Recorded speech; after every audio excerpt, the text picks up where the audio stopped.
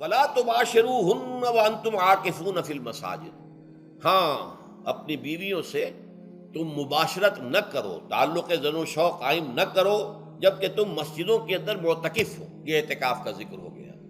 رمضان کے آخری عشرے میں یہ اعتکاف جو مسنون ہے کہ 21ویں شب سے شروع ہو جائے گا، یعنی 20واں روزہ ختم ہوا اس کے ساتھ یہ اعتکاف شروع ہو گیا، اور پھر اعتکاف مسنون جو ہے وہ جب تک کہ چاند نظر نہ آ جائے شوال کا، عید کا، اس وقت تک یہ اعتکاف جاری رہے گا۔ یہ ہے مسنون اعتکاف۔ اس کی کیا حکمت ہے وہ میں بعد میں عرض کروں گا۔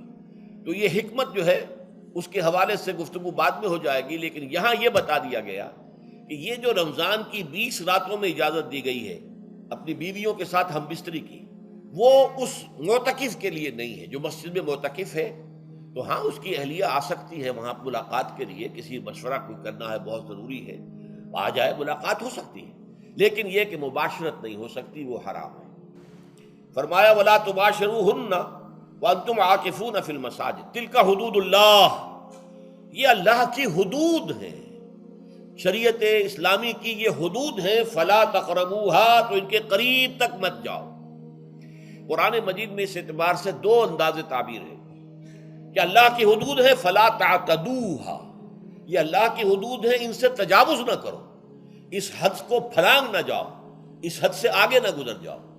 یہاں ہے تقربوہا، اللہ تعالیٰ کی حدود کے قریب تک نہ جاؤ۔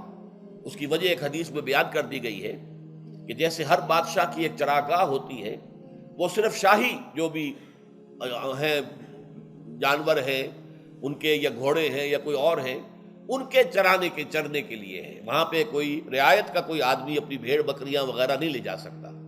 وہ حما کہلاتا تھا کہ یہ شاہ کے لیے مخصوص ہے، لکل ملک حمن وحم اللہ محارمہ، اللہ بھی بادشاہ ہے کائنات کا، ارض و سما کا، اس نے بھی جن چیزوں کو حرام کر دیا ہے وہ حما ہے، اس میں داخل نہیں ہونا تمہیں۔ تو فرمایا کہ جو چرواہا اپنی بھیڑوں کو بالکل اس کی آخری حد تک لے جائے گا تو اندیشہ ہے کہ کوئی بھیڑ کوئی بکری چھلانگ لگائے اور اس چراگاہ میں داخل ہو جائے۔ اس لیے کیپ ایٹ اے ڈسٹینس، ایک فاصلے پر رہو۔ احتیاط کا تقاضا یہ ہے کہ اس آخری حد کے قریب نہ جاؤ، فلا تقربوہا، اس کے قریب نہ جاؤ۔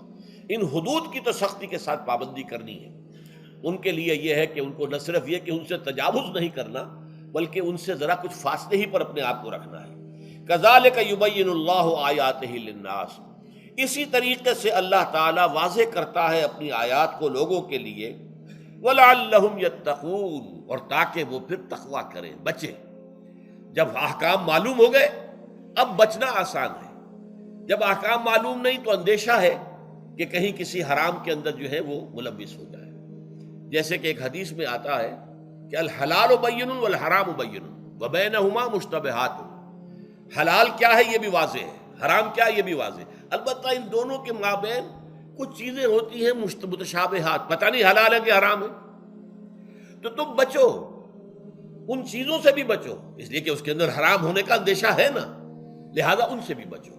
جو صریحاً حلال ہے اسی پر اکتفا کرو، جن کے بارے میں تعین نہیں ہو پا رہا ہے کہ وہ حلال ہیں، البتہ یہ بھی ثابت نہیں ہو رہا ہے کہ وہ حرام ہیں، تو ان سے یہ تقویٰ کا تقاضا ہے۔ اگرچہ قانونی اعتبار سے یہ کہا جائے گا کہ وہ مباح ہے، جس شے کی حرمت کا ثبوت ہمیں کتاب اللہ اور سنت رسول سے نہ ملے وہ مباح ہے، لیکن یہ ہے کہ تقویٰ کا تقاضا یہ ہے۔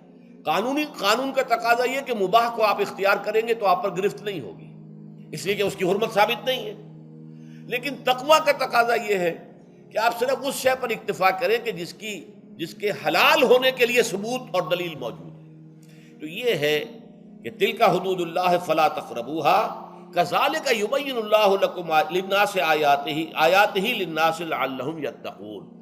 یہ احکام ہے تکمیلی روزے کے، جس کے ضمن میں نے کچھ احادیث نبویہ کے حوالے سے بھی ان کی مزید وضاحت کر دی۔